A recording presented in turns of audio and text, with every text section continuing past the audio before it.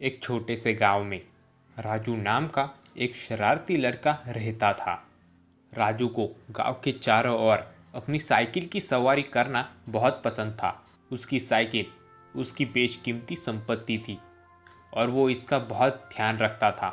एक सुनहरी सुबह जब राजू सवारी के लिए जाने की तैयारी कर रहा था, उसने देखा कि उसकी प्यारी साइकिल उसके घर के पास से गायब है।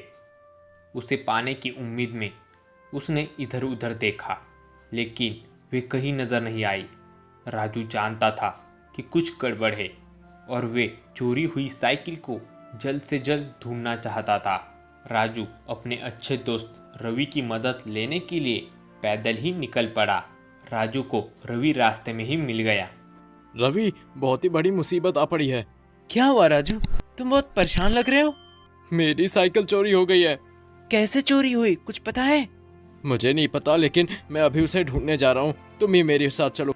दोनों मिलकर साइकिल चोर को पकड़ने के लिए निकल पड़े।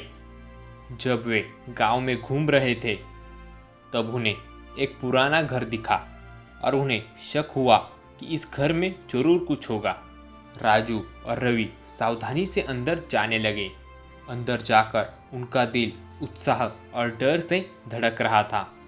उन्हें घर के अंदर जाने पर साइकिल का ढेर दिखाई दिया। ये कुख्यात साइकिल चोर श्याम नाम के एक धूर्त व्यक्ति की गुप्त मान थी।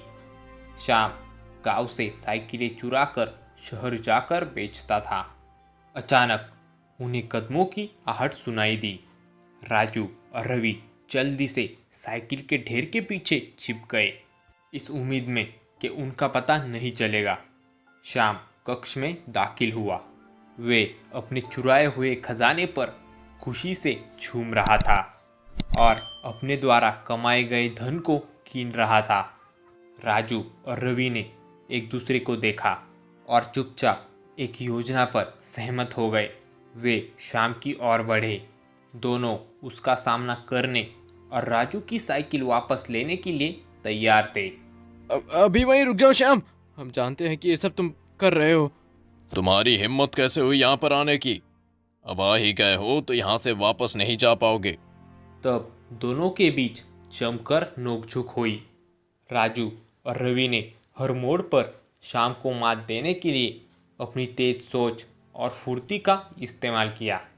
इस बीच राजू ने उसका ध्यान भटकाया और रवि ने उसे एक पत्थर फेंक कर मारा, जिससे वो बेहोश हो गया और दोनों साइकिल लेकर भाग गए। चोरी की साइकिल बरामद होने से राजू और रवि गांव में हीरो बन गए। धीरे धीरे साइकिल चोर की कहानी और राजू और रवि की वीर जोड़ी दूर दूर तक फैल गई। एक दिन एक परेशान किसान एक गंभीर मुद्दे के साथ राजू और रवि के पास पहुंचा। उसने ग्रामीणों की फसल रातों रात रहस्यमय तरीकों से गायब होने के बारे में बात की। क्या तुम वही राजू और रवि हो जिनके बहादुरी के किस्से हमने सुने हैं? हाँ। आप कौन हैं? और आपको आज से पहले कभी देखा नहीं यहाँ पे। मैं यहीं पास के गांव में रहता हूँ। मुझे आपसे काम है। हमारे गांव में हमारी फसल रातों रात रहस्यमय तरीके से गायब हो रही है, तो आपकी मदद मांगने के लिए यहाँ पर आया हूँ। राजू और रवि इसके बारे में सोचने लगे और उन्होंने हाँ कर दी। दोनों किसान के साथ उसके गांव चले गए। उन्होंने घुसपैठ के किसी भी संकेत के लिए सावधानपूर्वक जमीन की जांच की। अचानक उन्होंने अजीब पैरों के निशान देखे जो पास के जंगल में जा रहे थे। राजू, यहाँ पर कुछ है। ये तो किसी जानवर के पैरों के निशान लग रहे हैं। चलो इसका पीछा करके देखते हैं। निशान का पीछे करते हुए वो एक शानदार बरगद के पेड़ तक पहुंच गए। भयानक परिवेश से विचलित हुए बिना राजू और रवि सावधानी से पेड़ के करीब चले गए। उन्होंने पेड़ पर शरारती बंदरों के एक समूह को देखा जो ग्रामीणों की फसलों को खा रहे थे।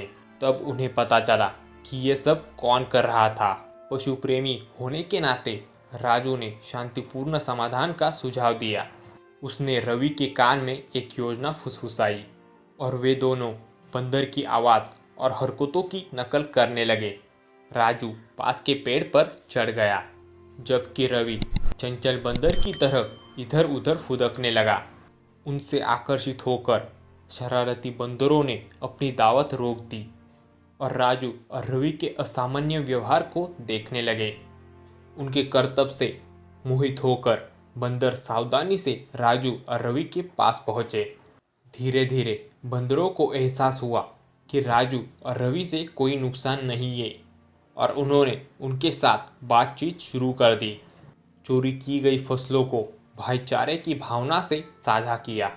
शरारती बंदरों से राजू और रवि की मुठभेड़ की खबर पूरे गांव में फैल गई।